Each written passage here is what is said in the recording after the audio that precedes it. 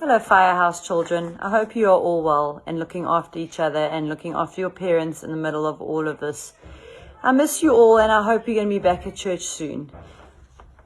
Today's my lesson is on Jesus feeding 5,000. It's one of my favorite Bible stories because I think it's something that, although it happened a long time ago, it's something that I use in my day-to-day workings because it makes sense to me even as a grown-up.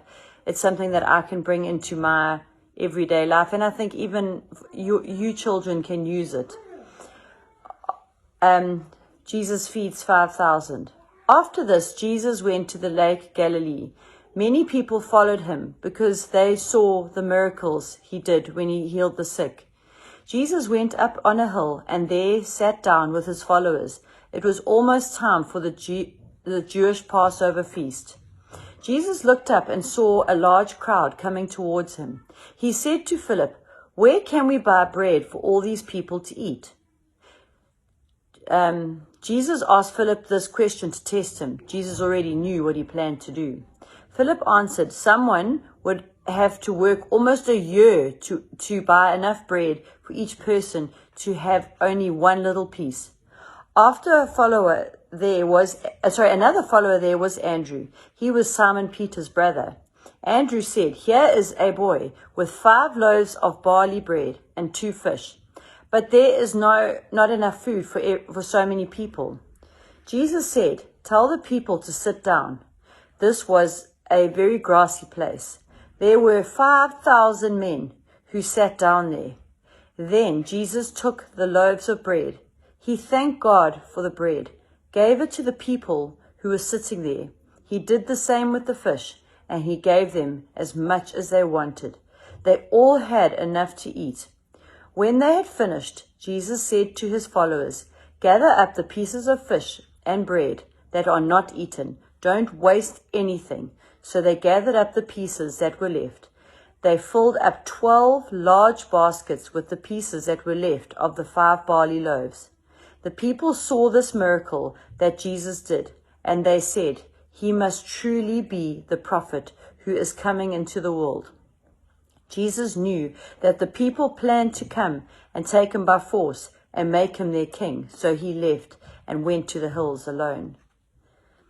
There are a lot of parts of the story that I'd like to point out. One of the first things about it is the first thing Jesus did before giving out the food is he gave thanks. He sat down and he gave thanks. Because the one thing we as Christians must always remember to do to God is to give thanks for everything. Because everything good we have in our lives, we need to be thankful for and thank God for because we have been given it by him. And we need to be thankful because if we are not thankful, then we're taking it for granted. Be thankful for our families, our home, the jerseys we have, the food we have, and being thankful for it reminds us to be blessed. So I like how Jesus always gave thanks to God, and that's why it's important to say grace before every meal, because there are a lot of people who don't have meals, and to sit down at a table with your family and say grace may seem boring and, "Oh, why must we say grace?" You know what? Because thank you, Lord, for this delicious meal. And maybe in your head you're thinking, "Oh, lasagna again. I hate the way we have to have lasagna every Thursday." And saying grace is a good way to say, "Oh, I'm so thankful for this meal, and I get to have it in my nice house with my mum and dad and my brother and sister." That's wonderful. So I love the fact that Jesus gave thanks. The other part of the story that I love, and anyone who's come to my children's church before will know, that the thing about Jesus here and what stands out to me is at no stage did Jesus panic and think, "Oh, what are we going to do? All these people, what are we going to..." He knew what they were going to do. Why? Because he had faith. He knew that God had a plan for this, that God had a plan here to make an example. Now, I'm not saying that we must now have a party and not cater and say, "No, it's fine. God will make a plan." What I'm saying is you need to have faith and believe that God will have a plan and God has got your back. And if you've got faith, you will have that peace of mind knowing that God has a plan in you. And although it does seem like a silly story, I mean, I don't really want a lunch of bread and fish. Where I take the story into my own life is where God is going to take something where I've only got something small, and he's going to make it big enough to cover everything. So, for example, maybe it will be time. Maybe I've only got enough time to do a little bit, but I need to do a lot. God will give me enough time to do everything I want to do. Or maybe it's energy. Maybe I'm really tired. I don't have enough energy to do everything I want to do. But God will help me make that little bit of energy I've got enough to do everything. And I think with this story, you can think of it as multiplying. You've got just that little bit, and it's going to be enough to multiply to be everything you need, because you've got God on your side. And with God, one little thing can be as big as you need it to be.